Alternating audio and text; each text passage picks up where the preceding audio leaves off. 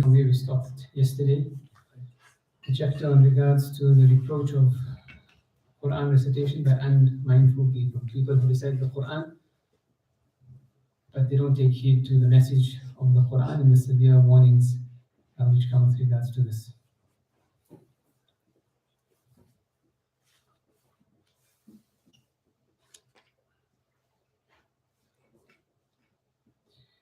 Al-Hasan al-Basri rahmatullah ta'ala alayhi said to the Qur'an readers, "You have adopted the recitation of the Qur'an in stages and have made the night a camel. By riding on it you pass the stages of the Qur'an. But those before you regarded it as messages which came from their Lord. They used to ponder over them at night and execute them by day." Meaning, as time passed, people began to recite the Qur'an merely to complete khatams. Whereas the original intent of the Qur'an was that a person would ponder over verses and then act on those verses. When he had acted on those verses, then they would memorize the rest. And Umar would say that they would memorize, the Sahaba would memorize 10 verses at a time. And they would not memorize more than that unless they had actually implemented that. So in today's times, we'll say the khatams can continue, but one should also have a separate khatam or separate recitation of the Quran in which they are pondering over the verses. And the best time to ponder over the verses of the Quran, if one understands Arabic, is in Salah. And obviously, if one does not understand Arabic, then they need to have a time when they sit in, either with a translation or a commentary, a meaning of the translation. Ibn Mas'ud said, "The Quran is sent down to people in order that they may act in accordance with its teachings, but they have taken up mere study of it as a duty. Certainly, one of you reads the Quran from its beginning to its end, so that not a single letter of it is dropped out of his reading, whereas to act in accordance with it is dropped out." This is people focusing on the external recitation of the Quran and how the verses are read in the tajweed, sometimes even the tones and the melodies, but paying no attention to the meaning of the Quran. The example some of the scholars give is as a master who writes an instruction to his slave or to his servant.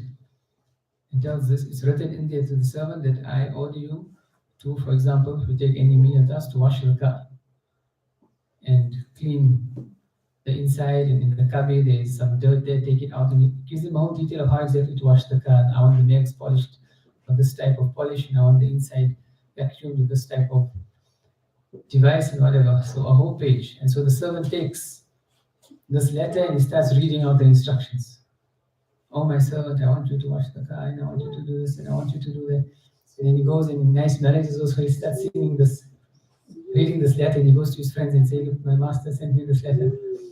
And he's boasting about this letter, singing it in nice tones, okay, day and night, memorizing it, but he doesn't actually go and wash the car. What do you think the position of this servant is going to be in the eyes of his master? And it's exactly what we do when we recite the Quran, and we pay attention to the external recitation and melodies and tajweed, but pay no attention to the meaning of the Quran. The meaning of the Quran was the intent for which the Quran was revealed. Everything else is subsidiary. In the tradition of Ibn Umar anhu and the tradition of Jundub anhu, it is mentioned that they said, "We have lived for a long time. We have lived for a long time and have seen that one of us was granted faith, Iman, prior to revelation of the Quran. Then he, when a surah was revealed to Muhammad ﷺ, learned about the lawful and unlawful commandments and threats set forth in that surah and those places of it where he should pause. Then a time came where I saw a man who was given the Quran prior to his acceptance of the faith. He read all the pages between the opening surah of the book and its end without realizing what are its commandments, what are its threats, and which are those places of it where he should pause. He scattered it like the scattering of one flying away." And so the fiqh sometimes needs to be understood before one actually now wants to go into the bigger meanings of the Quran. So for example, if we want to learn how to read Salah, do we go to the Quran or do we go to the books of fiqh?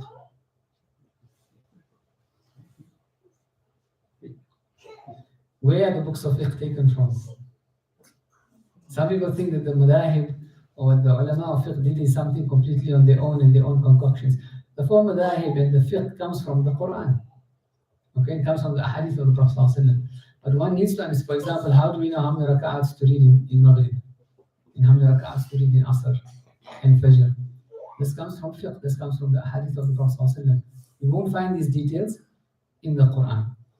One needs to learn these things first. So a person, if he goes to the Quran and he starts reciting the Quran, it's not going to give him the practical day-to-day. For example, inheritance. How many of us, when we actually distribute our inheritance, go to the Quran?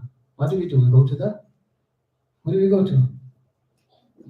We go to the scholars. And the scholars have taken the rulings from the books of fiqh, which is very, very detailed. With regards to divorce, how many of the things in our life do we actually go to the Quran for the ahkam? The ahkam are only about 250 something verses. Okay, but what do we need to go to the Quran for? We go to the Quran for the moral principles, the connection with Allah subhanahu wa ta'ala, the stories of the prophets to gain our faith. But with regards to the ahkam, which is a very, very small percentage of the Quran, that is the entire corpus of fiqh. And a person needs to have this concomitant study of the Quran, where they are studying the Quran at the same time, but they are also taking the rulings of the fiqh which has come down. Allah subhanahu wa ta'ala has chosen to preserve this deen through the form of the ayah. This is the way Allah subhanahu wa ta'ala has chosen this deen. Any interpretation of the Quran that the most intelligent person will be able to apply himself to from the beginning of the revelation of the Quran till the end of time will never go beyond what the four madhahib have spoken about. If a certain madhab mentions one certain opinion and the Quran allows itself to an interpretation other than that madhab, we'll find that another imam actually mentioned it. So within the four madhahib are all the intellectual possibilities that a person might be able to bring about with regards to the interpretation of the Quran. And therefore our ulama, the fuqaha, Imam Shafi, Imam Abu Hanifa, Imam Ahmad Hanbal, Imam Malik, they were the biggest geniuses of the time. They say, who is a faqih? A faqih is a kashifu amrillah. Kashif meaning he unveils the intent of Allah subhanahu wa ta'ala in the verses of the Quran. And so nothing in our religion or nothing that we need in our lives will actually go out of form of that. And this is the way the religion is protected. And we find people, especially today's times, sometimes the enemies of Islam want to take us and say, we don't need to follow a system of interpretation. We don't need something like Islamic legal theory. We don't need jurisprudence. But what is the sinister intention behind it is that anyone can then interpret any verse according to how they want. But the fact that we ascribe to a certain, we say this is what the Prophet ﷺ intended by these verses, this is what Allah subhanahu wa ta'ala intended by these verses, this protects the Quran until the end of time. Otherwise, tomorrow someone else has a new interpretation and the day after someone else has a new interpretation, like we find today, non-Muslims and Orientalists blogging the Quran. So some Orientalist who doesn't even believe in Allah subhanahu wa ta'ala is probably one of the biggest enemies of Islam. They're blogging the Quran and they now writing about their own interpretations. So the importance of learning the religion through the sources of law as well as our recitation of the Quran and then trying to understand how Allah subhanahu wa ta'ala has made this apparent in the Quran. And then when we actually study the Quran in this way, we become amazed at the ulama who actually did interpretation of the Quran, how they were able to, out of one letter, just by the letter, فَامْسَحُوا بِرُؤُوسِكُمْ.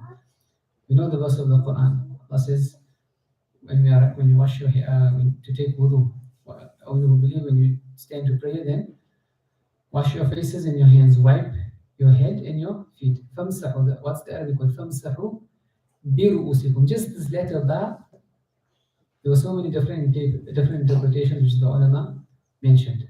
And there's no time to go into the detail. And then, therefore, some of them said a quarter of the head. Imam Shafi said just even one strand suffices. And the ulama said 4 fingers. Just through the letter ba.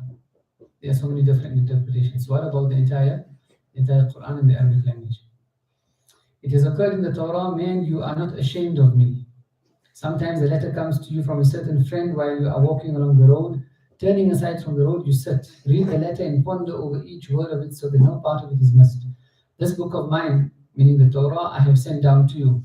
Look and see how detailed I have made the explanation of my speech in it for your sake, and how repeatedly I have explained things in order that you may reflect on its length and breadth. Despite all this, you have turned away from it. Am I lighter to you than your friend? Oh man, a certain friend of yours sits beside you. You come forth to him with your entire being and are attentive to his words wholeheartedly. If anyone talks to you or keeps you from listening to his words, you ask that he desists. Here I am, I have come forth to you and have talked to you, but you have kept away from me with your mind. Have you made me lighter than your friend? This is Allah subhanahu wa ta'ala and the Torah addressing those for whom the Torah were revealed, paying attention to people or to things other than Allah subhanahu wa ta'ala. And we mentioned in our first lesson, for example, when reading the Qur'an, just hear the phone ringing or buzzing or message, and you pick it up and we start looking at our messages. Or if anyone talks to you, immediately we stop. If the phone rings, we go. The doorbell rings, we stand up. The scholars would say if someone is reading the Quran, you're not allowed to even greet them. And if you're reading the Quran and someone greets you, you don't have to reply. You complete your recitation first, and then afterwards you can reply to them. Chapter 2, Imam Ghazali now goes on to the external rules of the Quran recitation. And this is the beginning of basically the etiquette and the adab of the Quran. And the most important chapter is the one after this, which he goes into the internal or the mental tasks required in the recitation of the Quran. Allah subhanahu wa ta'ala says, لا يمسه إلا المطهرون in Surah Waqi'ah, none shall touch it except those who are pure. And scholars would say this regards everything in life. None shall touch it except those who are pure. You want to gain closeness to Allah subhanahu wa ta'ala, that closeness will not come unless you bring purity in your life. You want to get a rizq and barakah in your rizq, you won't get it unless you seek it in a pure way. You want good relationships with your spouse and your children and your family and relatives, it cannot happen unless your interactions with them are in a pure way. لا يمسه إلا المطهرون. Allah subhanahu wa ta'ala says, وَرَتِّلِ الْقُرْآنَ تَرْتِيلًا. Recite the Quran in slow, measured tones. مَنْ لَمْ يَتَغَنَّ بِالْقُرْآنِ فَلَيْسَ مِنَّا. The Prophet said, whoever does not chant with the Quran is not one of us. Meaning, beautify their voices when they recite the Quran. The Prophet also said, اقرأوا القرآن وابكوا فإن لم تبكوا فتباكوا. Read the Quran and weep. If you do not weep naturally, force yourselves to weep. Why?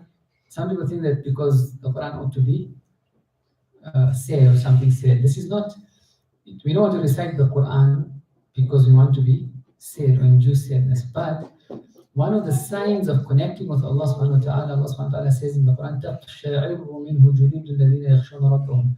That the skins of those who fear Allah subhanahu wa ta'ala begin to, we say, goosebumps.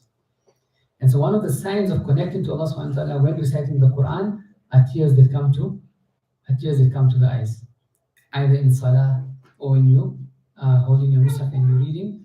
So to induce the state, not because we want to cry for the sake of crying, but we want to induce the state of imploring the mercy of Allah subhanahu wa ta'ala to come down upon us, to imitate that original state, which when you're crying and then naturally, or when you're reciting the Quran, naturally the tears come to one's eyes.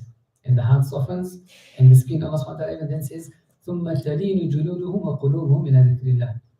Those who, when they recite the Quran, Allah says they get goosebumps, and then their skins, ثُمَّ تَلِينُ جُلُودُهُمْ وَقُلُوبُهُمْ إِلَى ذِكْرِ اللَّهِ. Their skins soften, and their hearts also soften to the remembrance of Allah. And so there's an indication of this also. If a person wants pleasant skin or good skin, that comes by reciting the Quran. The external rules of Quran recitation are 10 in number. These rules, together with a full illustration of them, are as follows. Imam Ghazali, in his Ihya al-Muddin, has made it very, very easy in that he has worked out his entire book in chapters, each chapter in very specific books. So it makes it easy for a person even just to summarize and to keep these in sort of notes, to just keep going through them in one's mind all the time. The first rule concerns the condition of the Quran reciter. It consists in the Quran readers being in a state of ritual ablution, to be in a state of wudu, politeness and quietness.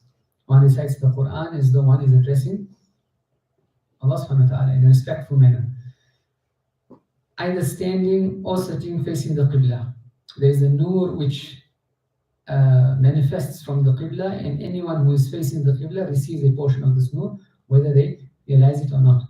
It is said that there were two students who were studying. They studied the exact same books at the exact same time. They did the exact same revision. But one received a spiritual opening, or received an opening means seeking knowledge before the other. And so they complained to the teacher that we did everything the same. He said, this one used to revise while he was facing the Qibla. Just an added etiquette, Allah subhanahu wa ta'ala then gave him more. And when your relationship, as we said the day before yesterday, our relationship with Allah subhanahu wa ta'ala is ta'zeem, is extolling Allah subhanahu wa ta'ala. and that means etiquette.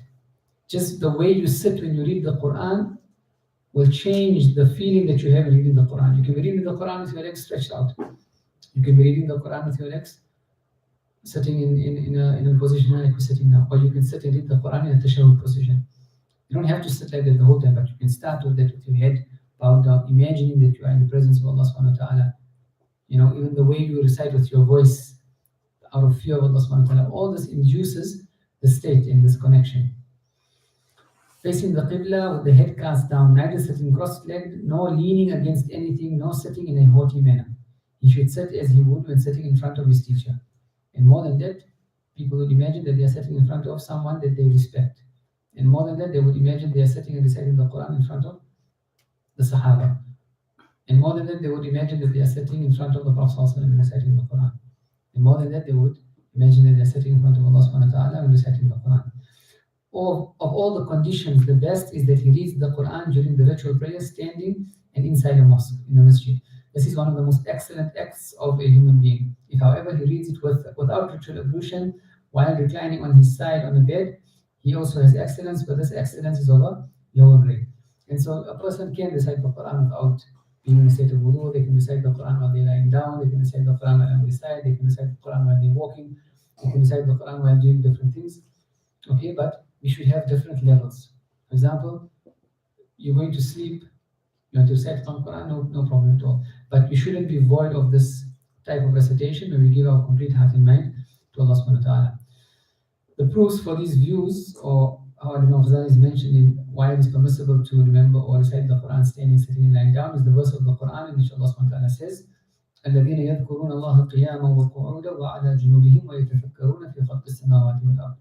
Those who remember Allah standing, sitting, and lying on their sides, and they ponder over the creation of the heavens and the earth.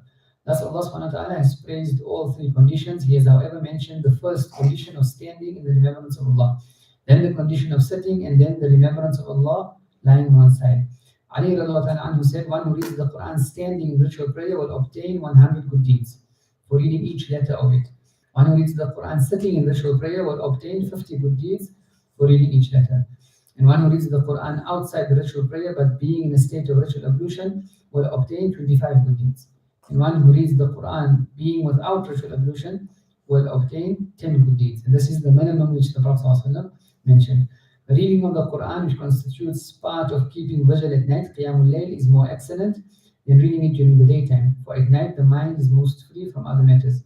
Abu Dharr al-Ghifari, rahmatullahi ta'ala alayhi, wa radiyallahu ta'ala anhu, said, in daytime, many prostrations, and at night, keep vigil for a long while are the most excellent. So someone might ask, is it better for me to read short surah, a short raka'at, and do many sujood, or to read long surahs in my nafil salah?